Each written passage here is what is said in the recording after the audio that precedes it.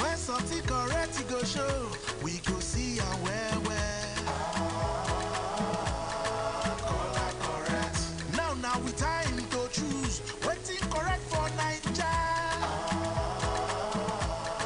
Color correct. Light when no get head, the correct. Nah, he no correct. All the prophets are fail, the correct. Nah, he no correct. Stable power supply. Correct. PRP and color. Correct. Color. Correct for the people. Now here we need make Naija for the correct. Color. Correct for the people. With PRP party with the golden key. Color correct. Correct for the people. Vote the correct team of Kola Abiola and Haro Zeko for president and vice president. PRP victory! Osbc Radio 104.5 FM, Voice of the West. Don't touch the dial.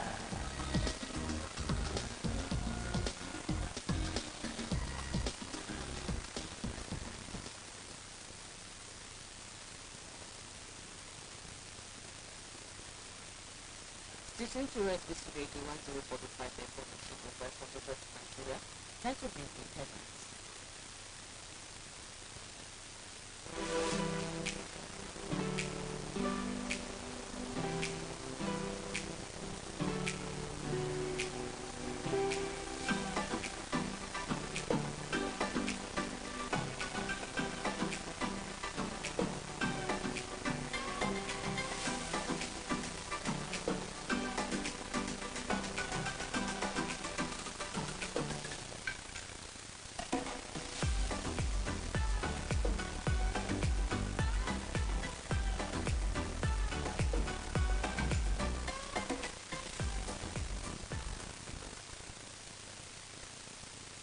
G5, there's PDP. Autumn says no agreement with Tinubu. Banditry, take up arms and defend yourself. Bauchi governor charges villagers, says killing by bandits is enough. Couch restrains DSS, EFCC from arresting CBN governor. Bolanle Rahim, MDA seeks 5 billion naira damages, suit prosecution of killer policemen with ridings. Sanwo-Olu promises no cover-up in investigation prosecution. Please release picture of killer cop. Buhari justifies $400 million spent to rescue Ajokota steel, inaugurates project in Kogi. Litigation, governor's stands, delay announcement of next election. Lagos announces CCECC and CRCCIG consortium as preferred bidder. Pelé, Brazilian football legend, dies at 82. These and many more after this timeout. Stay tuned.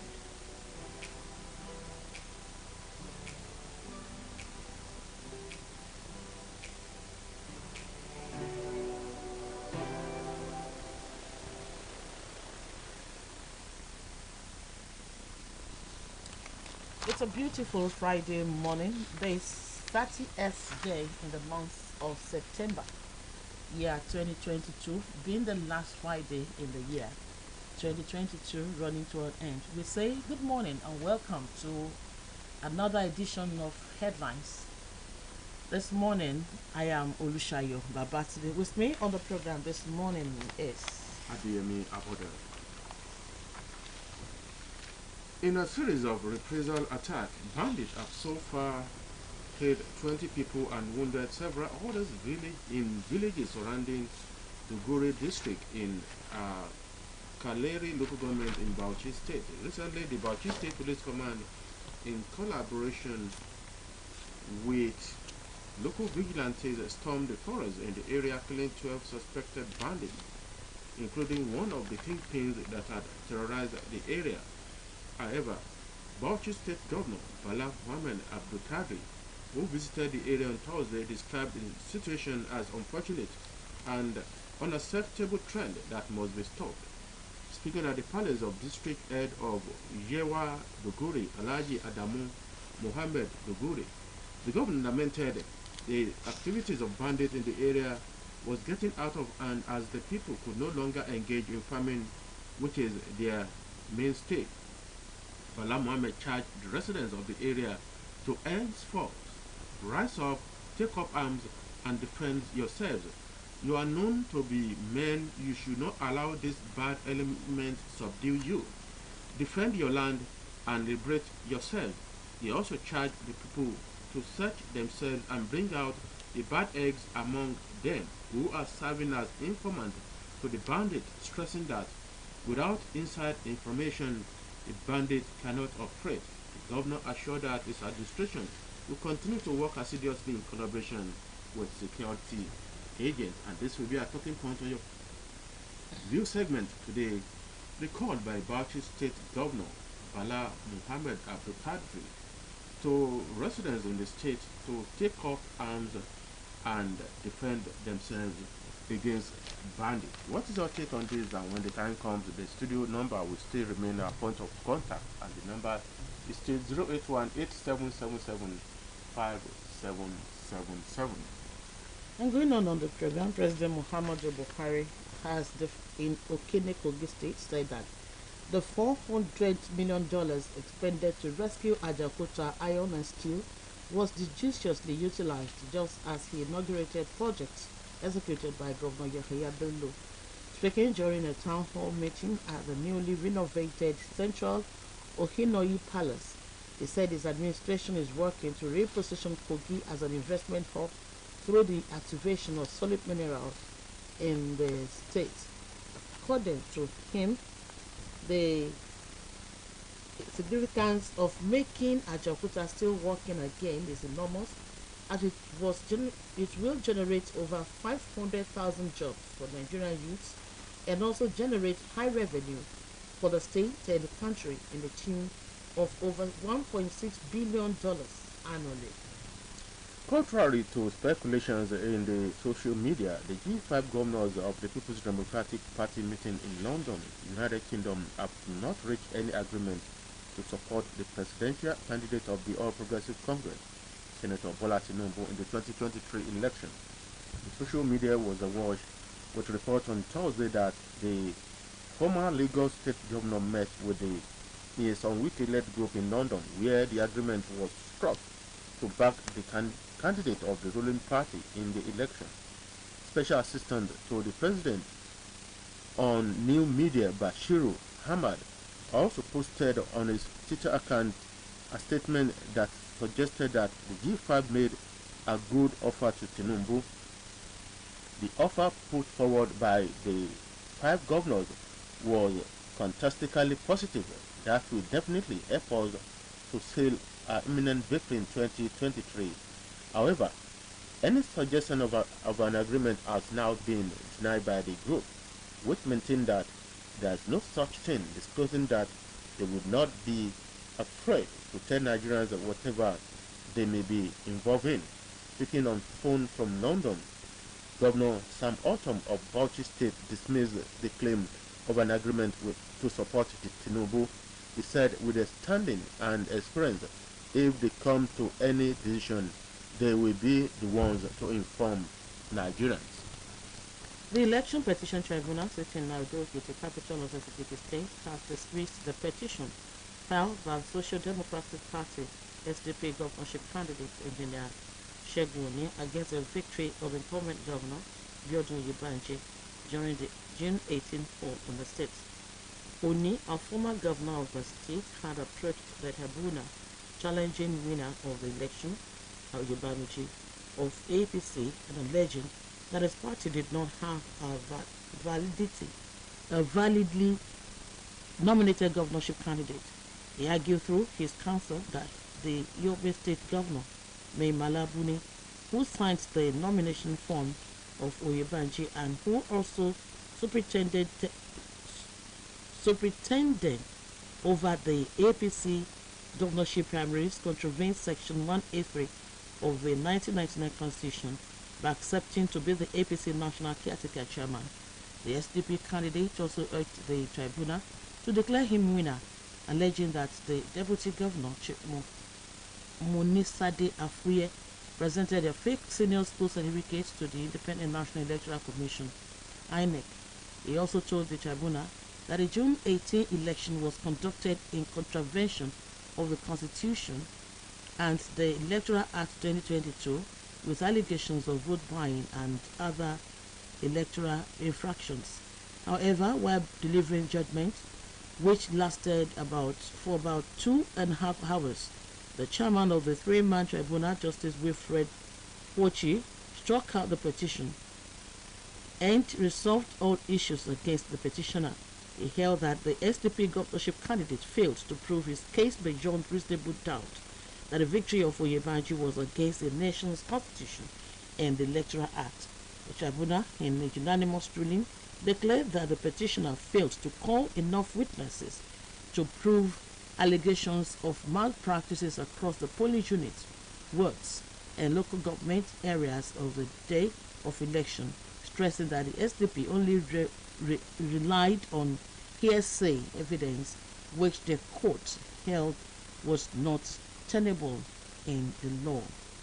A federal high court sitting in the Federal Capital Territory, Abuja, on Thursday quashed the move by the Department of State Security to arrest the governor of the Central Bank of Nigeria, Mr. Godwin Emefiele, on allegation of terrorism financing and economic crimes, delivering a judgment on the originating motion filed by the Incorporated Trustees of Forum for Accountability and Good Leadership to enforce the fundamental right of Mr. Emefiele against the Attorney General of the Federation, the EFCC, Inspector General of Police, DSS, and CBN Justice M.A. Azan also restrained the DSS from further harassing, humiliating, embarrassing, threatening to incarcerate or detain Mr. Emefiele over the allegations of terrorism financing and fraudulent practices. The judge further restrained the DSS and any person acting through them from inviting, arresting, and or detaining the CBN governor in the guise of having committed any offense with respect to allegations of terrorism financing, fraudulent activities, or in any other manner whatsoever interfering with his rights. The Inspector General of Police, IGP Usman Alkali Baba, has assured the Lagos State Governor, Mr. Babajide Sanwo-Olu, residents of the state and Nigerians in general, that justice will be served, and transparently so, in the investigation into the killing of a lawyer, Mrs. Bolani Rahim, on Christmas Day in Lagos.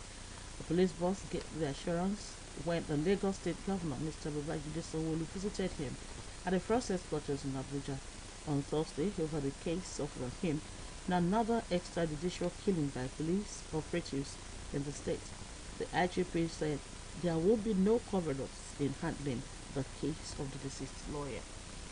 And still on the case, the Nigerian Bar Association Lagos State Branch, in conjunction with the NBA President, Mr. Y.C. Mekiao SN, has decided to be part of the prosecution of the policeman as part of his efforts towards securing quick and effective justice for the family of the deceased. Mr. Adeburua has in turn obtained relevant briefing from the Attorney General of Lagos State and has secured the assurances of an accelerated prosecution once the case file is received from the police. The NBA is also seeking monetary compensation for the family of Mrs. Rahim from the government of Lagos State, the federal government, and indeed the Nigerian Police Force and the Police Service Commission through its Human Rights Committee. The NBA will seek payment of damages not less than 5 billion naira in addition to the prosecution of the killer cop. Kano State High Court sentenced one Sagiru Abdullahi, 29, to death by hanging for stabbing his stepmother, Zainab Danazumi, 55, to death. The court had earlier convicted Abdullahi of Komawa Quarters, Kano, on a one-count charge of culpable homicide. Justice Aisha Mahmood held that the prosecution had proved its case beyond reasonable doubt and sentenced the culprit to death. The prosecution counsel, Mr. Tijani Ibrahim, had earlier told the court that Abdullahi committed the offense in June 2014 at Kumawa Quarters in Kano. He said a convict death dealt several machetes cut on the victim's head, which led to her death. He said the activities was rushed to the Murtala Mohammed Specialist Hospital, Kano, where she was confirmed dead by a doctor. Ibrahim presented 5 witnesses and tendered 6 exhibits to prove the case against Abdullahi, who denied committing the offense. Abdullahi called for witnesses in this defense.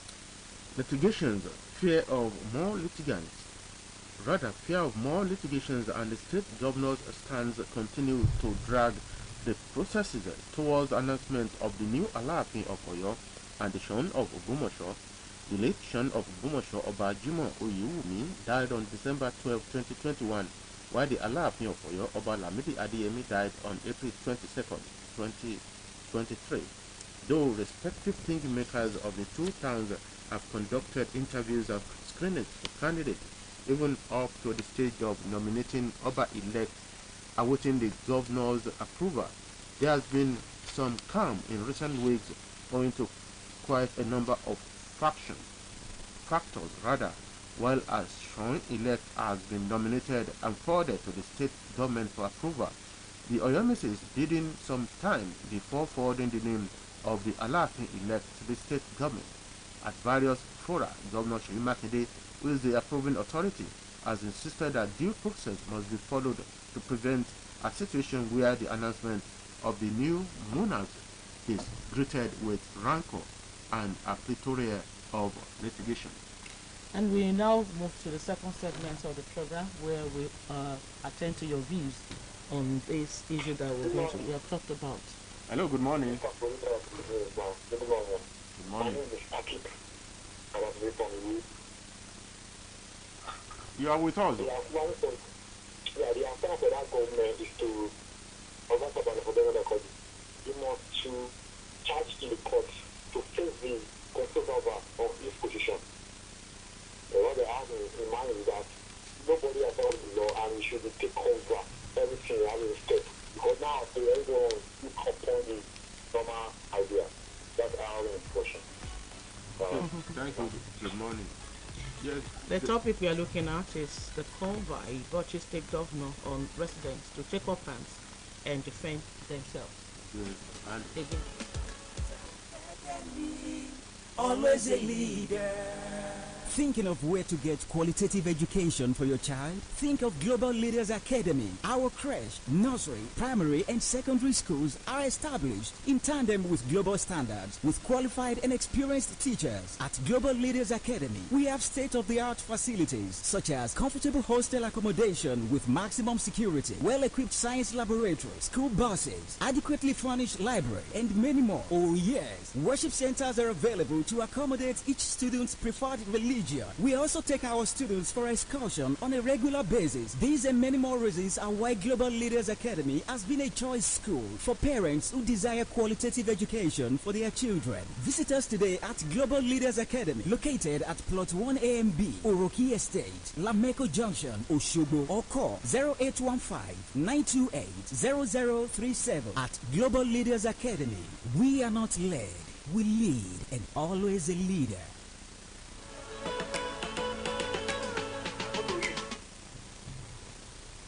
hello, good morning. We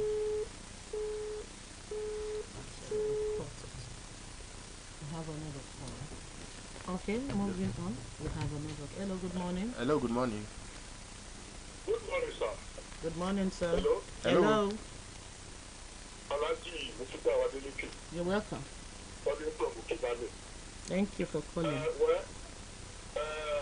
Self-defense is not the way out. Everybody cannot carry guns. It's impossible. It is dangerous. So government should take the issue of insecurity seriously. Good morning. Thank you very much. Hello, good morning. Good morning, Shepherd. Good morning to you, sir. Let me compliment of the season. I wish you think so. Wishing you prosperous New Year in advance. Dr. Akipele is on the line. You're welcome. Coming together. Yeah, we're together. Well, that is unfortunate. It's very, very unfortunate. It's the decision of the Bauchi State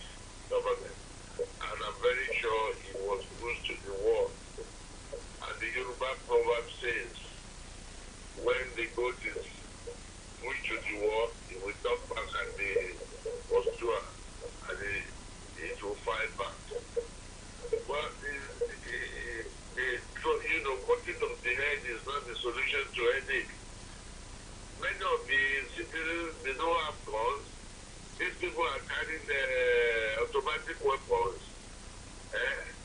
What do they fight with jabs or with what?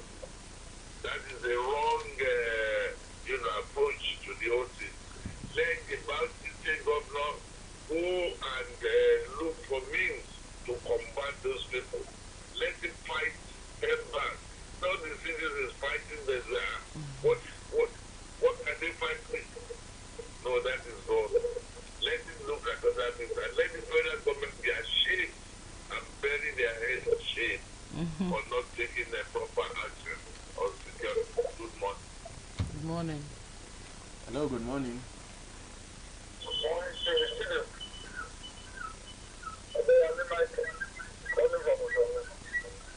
I feel it is the duty of the government to protect life and properties of the citizens. But unfortunately, in this country, we are far from agreement. So much the governor is pushed to the wall. That's why he said that. He will not be totally right. But at the same time, when the government fails to protect life and property, people will have to observe that to take out against their party enemies. So if we want to stop it and return to our business, the federal government to rise up from its slumber and make sure that life and properties of the citizens of this country are defended. This is the way out. Good morning. Hello, good morning. Good morning to you. Thank you for asking Kayat and Happy New Year in advance. Now, we cannot tell the local people to have sophisticated weapons and pilot sexually from the TV. It's people to have sophisticated weapons like those people to buy it. So it's very difficult for them to fight for president. Exactly.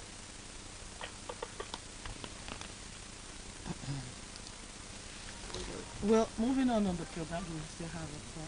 No? Okay. Condolences have continued to pour in from dignitaries across the country over the demise of President General of Ohanese Ndigbo, Professor George Obiozo. Obiozo, who died at the age of 80, was elected the 10th President General of Ohanese Ndigbo on January 9, 2021 to succeed Nia Nwodo, who exited the office after the expiration of his 4-year tenure. Hello, good morning. Hello. I see it on this because and then I was talking about he went for convention corner. We are talking about the I am thinking of saying all was okay though. You know better. In this type of start when you come back, my seat. Yes, let's go to the board because that is already gone. Regarding the plain lawyer. No, what we are discussing is not the issue of the slave. Hello, sir. Hello. What we're talking about is not the issue of the slave lawyer. We are discussing let's move the call by Bauchi State government for the sporting individuals. arena. Former Pele, who for decades staked a claim as the world's most celebrated athlete, died on Thursday at 82. He was hailed as the king of soccer, but it was Pele's other nickname, the Perula Negra and Black Fear, that best evoked the rare brilliance he packed into his diminutive frame. His manager, Joe Fraga, confirmed the death to the press. Details were not immediately available, but Pele had been hospitalized in Sao Paulo, Brazil for the past month, undergoing treatment for colon cancer. And President Muhammadu Buhari has also joined those who paid their condolences to the demise of the king of soccer. President Muhammadu Buhari has joined world leaders in expressing grief over the death of Brazilian soccer legend Edson Arantes do Nascimento, known as Pelé, who died on Thursday in Brazil. And on this we say bye on this morning's edition of Headlines from 104.5 FM, Voice of the West, Nigeria. It has been the door of Adeyemi Akodo and Olushayo Babatile. The producer of the program is Murayo Ayubayo, and the production advisor Abimbola Babatunde. Our colleague will be around tomorrow morning for another edition of the program. From us here, we are saying good morning.